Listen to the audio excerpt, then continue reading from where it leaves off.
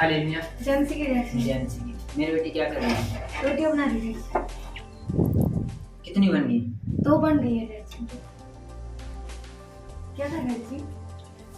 मुझे 3 रोटियां चाहिए थी। मेरा एक दोस्त आधी रात में सफर में था, उसके आगे रखने के लिए मेरे पास कुछ नहीं है, इसलिए मुझे 3 रोटियां चाहिए। आधी रात का क्या मतलब है? आधी रात यानी बाइबल के अनुसार आधी रात जो बेइज्जती वाला समय, शर्मिंदगी, बीमारी, शराब, जो अंधेरा अंधेरा वो समय, इसलिए मुझे उसके लिए 3 रोटियां चाहिए। 3 ही रोटियां क्यों जैसी? 3 रोटियां। हाँ, मेरा भी यही सवाल है कि 3 रोटियां क्यों चाहिए। बाइबल लिखा कि एक बंदा रात को अपने मित्र के पास जाता है कि यार मुझे रोटी दे दे, मुझे 3 रोटी चाहिए, और मेरा दोस्त वो आधी रात को सफर में से आया और उसके पास रखने में कुछ नहीं है, तो 3 रोटी मांगता। कि यार 3 ही क्यों मांगेगा? मैं आपको बताता हूँ। अगर उस बंदे को, क्योंकि वो मित्र जानता था, अगर उसको मैंने 3 रोटी दे दी तो उसकी लाइफ ब्लेस हो जाएगी। बाइबल के अनुसार आधी रात वो रात वो समय होता है जो बेइज्जती, शर्मिंदगी, श्राप, जीवन कलेश में, दुखों में, श्रापों में, मैरिज लाइफ खराब, वो समय आधी रात, वो रात का समय होता है।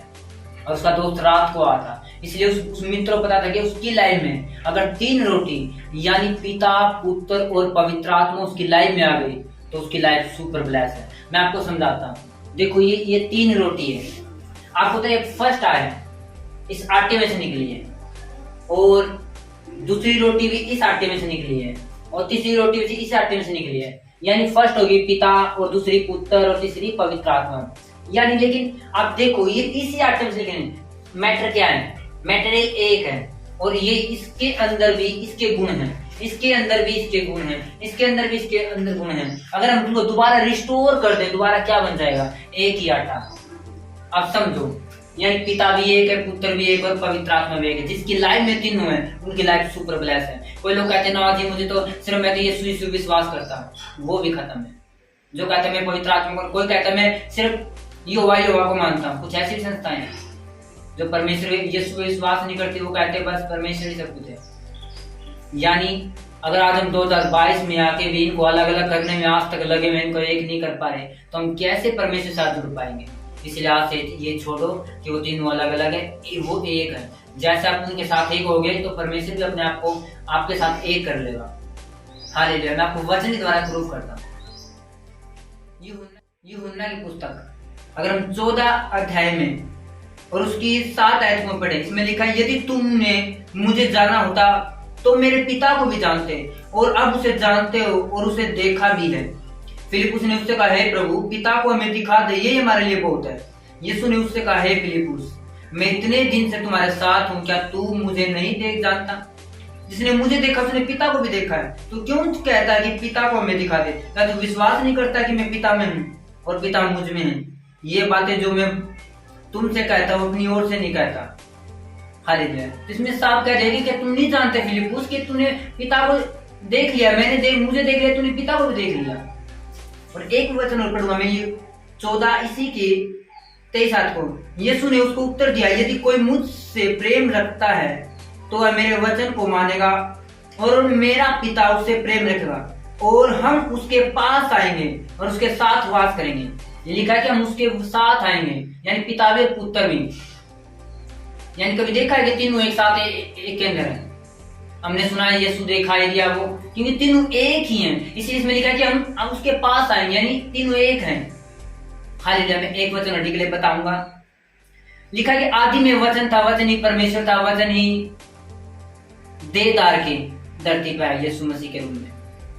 हालेलुया। अगर एक वचन मैं पढ़ूं कुलुस्सी की पुस्तक, इसमें लिखा 1 अध्याय उसकी 15 आयत में, वह तो अदृश्य परमेश्वर का प्रतिरूप और सारी सृष्टि में पहले उठा है, क्योंकि उसी में सारी वस्तुओं की सृष्टि हुई, स्वर्ग की हो अथवा पृथ्वी की, देखी या अनदेखी, क्या सिंहासन, क्या प्रभुता है, क्या प्रधानता है, क्या अधिकार, सारी वस्तुएं उसी के द्वारा उसी के लिए सृजी गई। वही सब वस्तुओं में प्रथम, और सब वस्तु उसी में स्थिर है। वही देह अर्थात कलीसिया का सिर है, वही आदि है, और मरे हुए से जी उठने वाला वही है।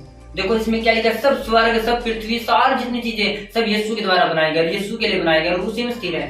और जबकि वचन में पुराने में क्या पढ़े, सब परमेश्वर ने बनाए, यानी परमेश्वर ही यीशु है। और अगर हम पढ़े यीशु ने क्या कहा कि मैं जा रहा हूँ, तुम्हारे लिए शायर भेजूंगा, पवित्र आत्मा भेजूंगा, लेकिन मैं नहीं गया तो वो नहीं आएगा, क्योंकि यीशु ने कहा मैं स्वर्ग में जाऊंगा, फिर तुम्हारे पास एक आत्मा के रूप में फिर आऊंगा।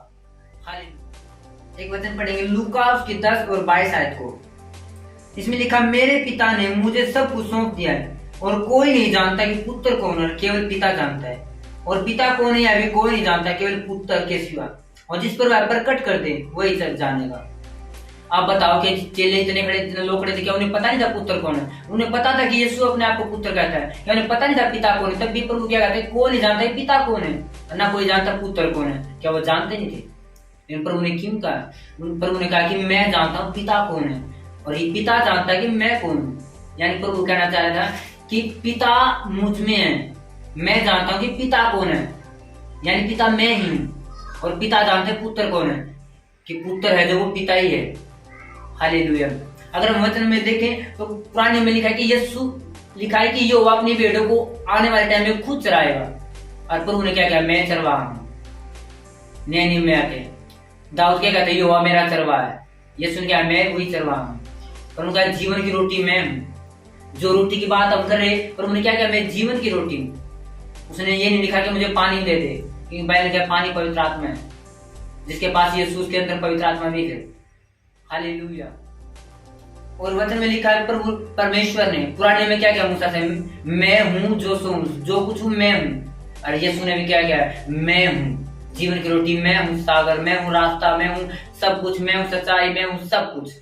पर उन्होंने क्या, मैं ही हूँ। हालेलुया। अगर हम देखिए जब पुराने नियम का जो नियम था, जो पहला नियम आए थे, जो पहले वचन आए थे, वो पहाड़ पे परमेश्वर ने दिए थे, मूसा को दिए थे। लेकिन नए नियम में भी जो वचन आए वो किसके द्वारा आए, यीशु ने खुद दिए, पहाड़ पे दिए, यानी परमेश्वर ने वो सेम फॉलो किया।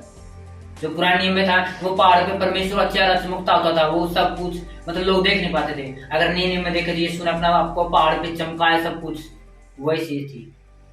हालेलुया। उसके मूसा और एलिया आए, और पुराने में देखे तो मूसा और एलिया परमेश्वर पहाड़ पे मिलते थे, बातें करते थे। हालेलुया। इसलिए आप समझ गए कि पिता पुत्र और पवित्र आत्मा एक ही है। इसीलिए उस बंदे ने कहा कि मुझे सिर्फ 3 रोटियां चाहिए। उसने 5 नहीं कहा, उसने 1 नहीं कहा, उसने 2 नहीं कहा।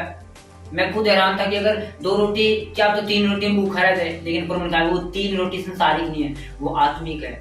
वो पिता पुत्र और पवित्र आत्मा है, जिसके पास वो है उसके जीवन टॉप ब्लेस है, वह स्वर्ग का वासी है। इसलिए अगर आपके अंदर पिता पुत्र और पवित्र आत्मा है, आप उन्हें अलग अलग नहीं मानते, आप उन्हें अलग अलग नहीं विश्वास करते, आप उन्हें एक समझ के काम करते हो, तो आपकी लाइफ ब्लेस और आप स्वर्ग में जाने वाले हो। इसलिए उस मित्र ने कहा कि बस मुझे 3 रोटियां मिल जाए काफी है। इसलिए परमेश्वर से कहो, परमेश्वर तू तेरा आत्मा और बस पिता पुत्र पवित्र आत्मा मेरे साथ बने रहे, मुझे कुछ नहीं चाहिए। हालेलुया। तो सबको जय मसीह। मेरा विश्वास है आप शैतान आपको भरमाने नहीं पाएगा कि वो 3 अलग है, एक है, वो एक है और आपके जीवन में यीशु के नाम में। आमीन। हालेलुया।